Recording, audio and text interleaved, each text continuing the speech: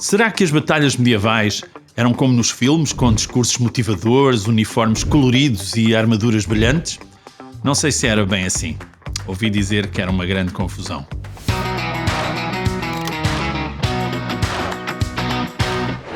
Se gostaste de cinema e de séries tanto como eu gosto, já deves ter visto dezenas ou centenas de filmes onde se mostram cenas de batalhas medievais. Aquilo é quase sempre igual.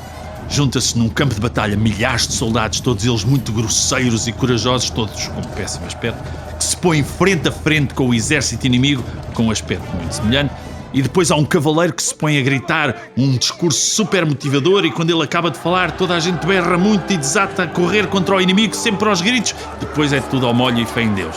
Tenho muita pena de estragar o quadro, mas isto está quase tudo errado. Em primeiro lugar, são muito poucos os soldados propriamente ditos que se juntavam para uma batalha.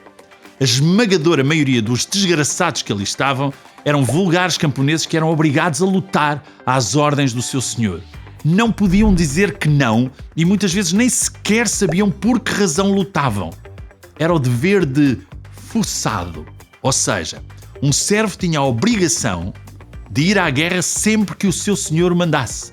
Tinha de abandonar a sua família e a sua terra para ir combater. Além disso, nada nos diz que houvesse alguma vez discursos motivadores antes do combate. Aliás, era inútil fazer discursos motivadores porque no meio de uma multidão inquieta e ruidosa, ninguém ia sequer conseguir ouvir o que tu quisesses dizer. Mas, sobretudo, não havia nenhuma necessidade de convencer quem quer que fosse para lutar. Todos ali sabiam que tinham de fazer o que lhes mandavam. E nesse dia as ordens eram matar pessoas e tentar não ser morto por elas. Quando o combate começava, instalava-se o caos e a desordem muito rapidamente. Na verdade, outro dos erros muito frequentes dos filmes é dar a ideia de que uma batalha decorria com uma estratégia muito bem planeada e executada. A realidade é que a maioria dos planos caía por terra aos primeiros minutos de combate. Outro dos erros é que um exército se distinguia do seu inimigo pelo seu uniforme. Na Idade Média isso era raro. Muito poucos eram os combatentes que usavam um uniforme.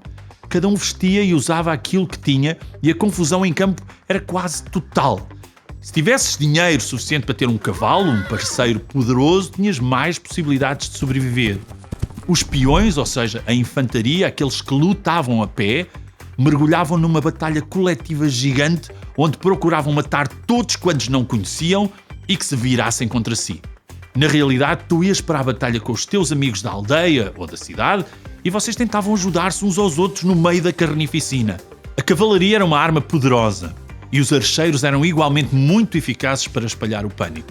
Nuvens de setas espalhavam o terror e a confusão entre o inimigo. Mas não só, porque mesmo as setas lançadas pelos archeiros do teu exército podiam atingir-te e apenas o teu escudo podia proteger-te da morte. Outra das coisas que nos enche a imaginação é as armaduras. Não há nada mais fixe do que as armaduras. A ideia é tentar cobrir o corpo com placas de ferro para suportar os golpes. Parece uma boa ideia, mas limitava muito os movimentos e só mesmo os cavaleiros mais ricos tinham dinheiro para as ter.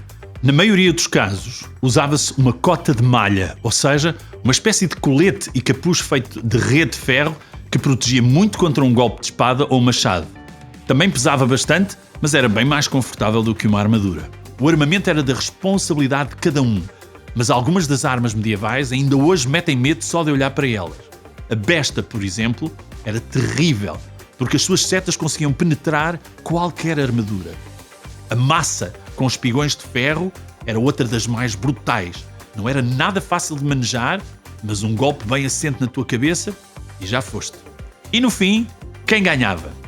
Tem-se às vezes a ideia de que estas batalhas eram até ao último homem que ficasse de pé. Nunca foi assim. O vencedor era aquele que, no meio dos gritos, coragens e cobardias, conseguisse fazer o inimigo fugir ou desistir. Quando percebiam que tinha chegado a sua derrota, a maioria dos combatentes acabava por render-se. E muitos eram mortos ali mesmo, por vingança. No melhor dos casos, eram feitos prisioneiros ou escravos. E muitas foram também as batalhas que ninguém venceu. No fim do combate, ambos os exércitos retiravam e abandonavam a luta sem terem resolvido absolutamente nada. Umas vezes procuravam recuperar forças e reunir as tropas para tentar voltar ao combate uns dias depois. Outras vezes nem isso. Uma coisa é certa, no fim da batalha, A quantidade de sangue, braços, pernas, orelhas e dedos espalhados pelo chão era digna de um filme de terror. E havia sempre gente que vinha roubar os mortos à procura de qualquer coisa de valor para trocar ou vender.